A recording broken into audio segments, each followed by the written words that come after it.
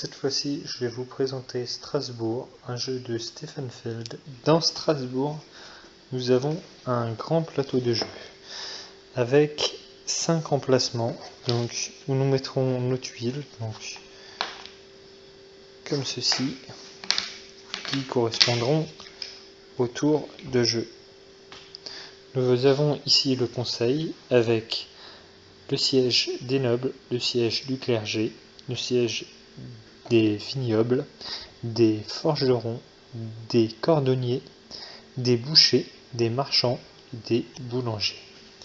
Nous avons aussi la ville avec différents secteurs, donc le secteur des forgerons, le quartier des boulangers, le quartier des bouchers, le quartier des cordonniers et le quartier des vignobles. Chaque joueur disposera d'un paravent, de 5 pièces en début de partie et de 24 cartes numérotées de 1 à 6, d'une aide de jeu, de 15 petits meeples et d'un marqueur qui se placera au niveau de la piste des scores. On déterminera un premier joueur qui placera son meeple, un de ses meeples je veux dire, sur la noblesse, et le deuxième, dans le sens des aiguilles du monde, le placera sur le clergé. Nous disposerons d'un pâté de cartes objectifs, donc nous allons les mélanger et en distribuer 5 à chaque joueur, en sachant que ces objectifs seront secrets. Les joueurs devront en garder au minimum 1, donc les objectifs réalisés vous donneront des points et chaque objectif non réalisé vous vaudra un malus de 3 points. Donc pour commencer le tour, chaque joueur prendra sa série de 24 cartes, la mélangera et donc une fois ce tas mélangé, la disposera comme ceci sur la table et retirera le nombre de cartes qu'il le souhaite. C'est-à-dire, il devra en retirer autant qu'il le veut, en sachant que nous allons faire 5 tours, et que pendant 5 tours, il faut qu'il nous reste des cartes. Donc, nous allons retirer plusieurs cartes. Donc là, j'ai tiré un 2, ma deuxième carte est un 4, ma troisième sera un 3, et je vais dire que j'en tire une autre, et j'aurai un 5.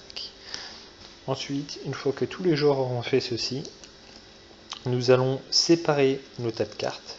Donc sur les cartes choisies, nous allons faire plusieurs piles.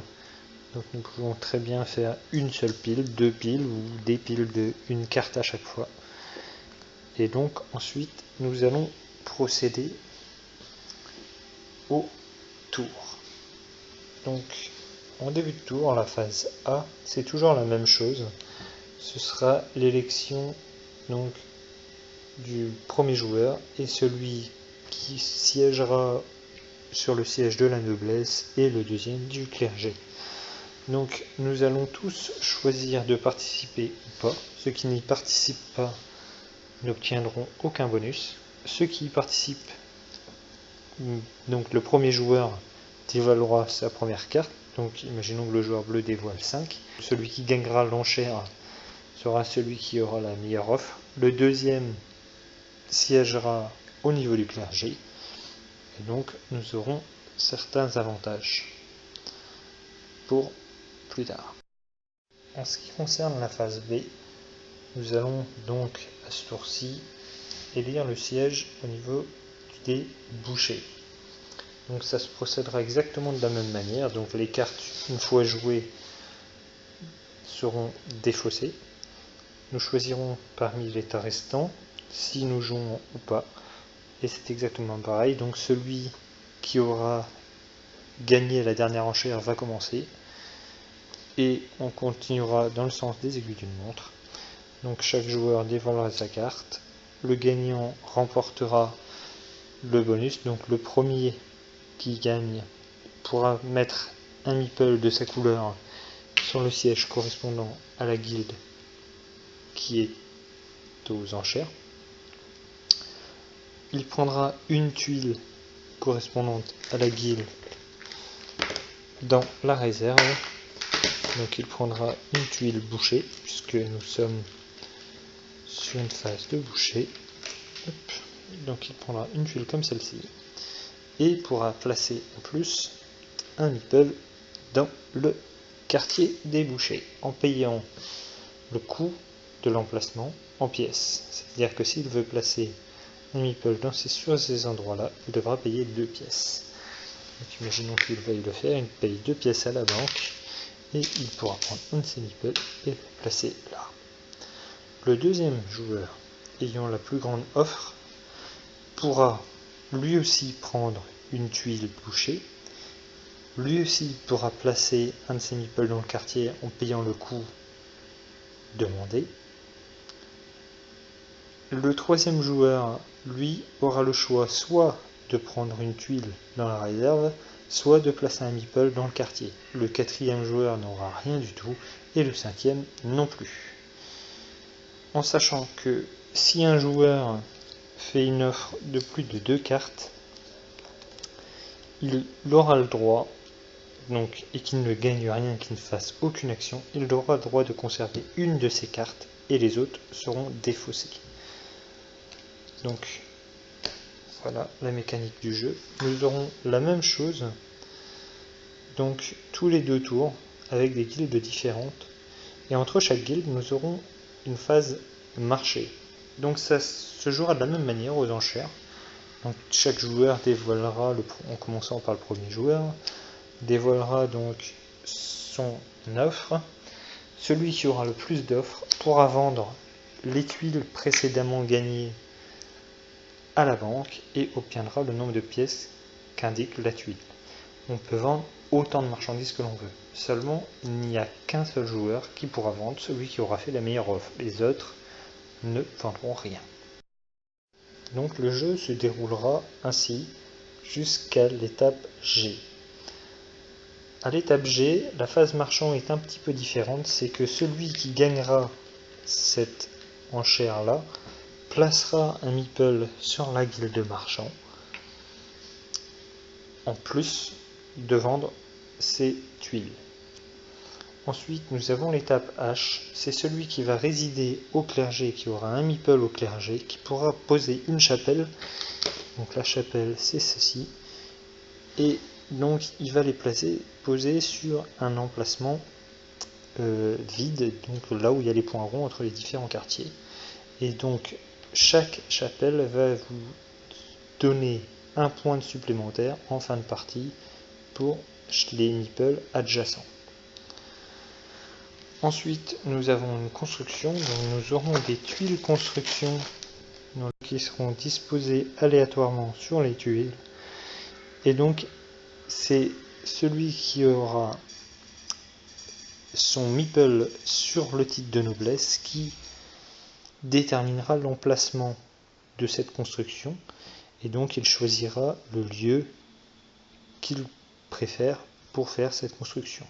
Cette construction donnera, donc imaginons qu'on la place là, donnera 6 points pour chaque meeple, enfin multiplié par chaque meeple adjacent.